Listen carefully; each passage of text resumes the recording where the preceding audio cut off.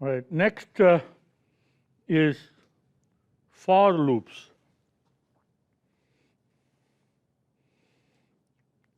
We don't have for loops in Excel spreadsheet. In Excel, macros, if you've written macros, then you would have come across the loops in Excel.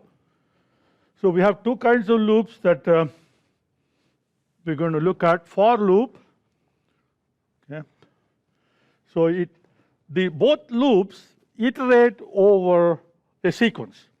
That sequence can be a tuple or a list. Okay, we'll talk about tuples and lists in the next chapter. So right now we'll say that you have an object that has lots of elements in it. Okay, it's like a box, and you have lots of different stuff. And you want to take one stuff at a time out of that box, and then do something with it. That's your for loop and while loop, and they have a kind of similar structure to it. Let's look at for loop first. Okay. Suppose we have a list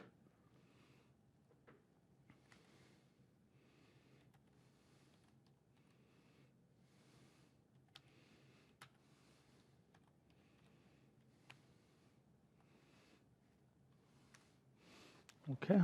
So this S is a list, or it is like that box I said just a minute ago, right? And now we can say for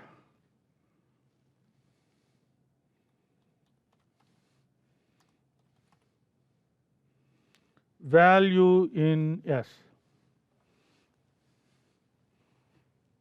Okay.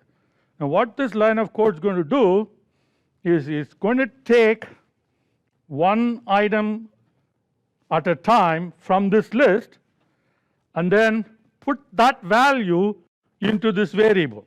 So what about that variable is? So it need not be value, it could be like, say, I say V1, right?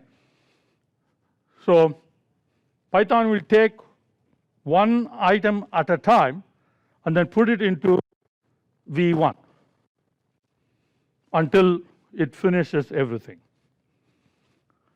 Okay? And once again, you notice the colon, right? So that tells Python that, okay, so that's the for code. Now press enter and you're automatically indented. Okay. Now suppose we want to total up the values there. So we can say total equal to 0 before the for loop. So a variable is created, and then you say total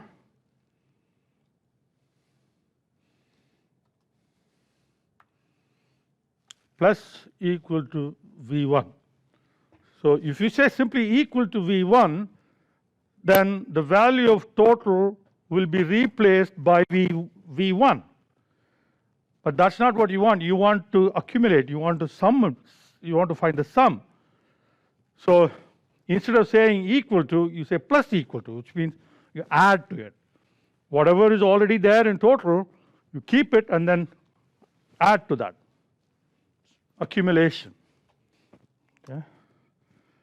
And then once the for is completed, we want to see what it is. Okay. So now for will go through S 1, 2, 3, 4, 5, 6 times and do this operation. But the problem here is that there are a couple of non-integer values. So this is going to give us an error, because the third time it goes through the for loop, none comes up, and then that's going to generate an error for us, right? So what we need to do is what? We want to add only if it is a number. If it is not a number, we don't want to do it. So here is where if will be helpful. Okay. So we say if V1 is none, or we can say if V1 is not none, then do this. Okay, so that would also, okay, let's say if it is not none, okay, so now this line should be executed only if the condition is true, but this is not indented properly. Okay, this has to be indented for if. So it has to be like that. Okay, so now it gives you the right answer, because if it is none, then this is skipped and you go to the next element in the for.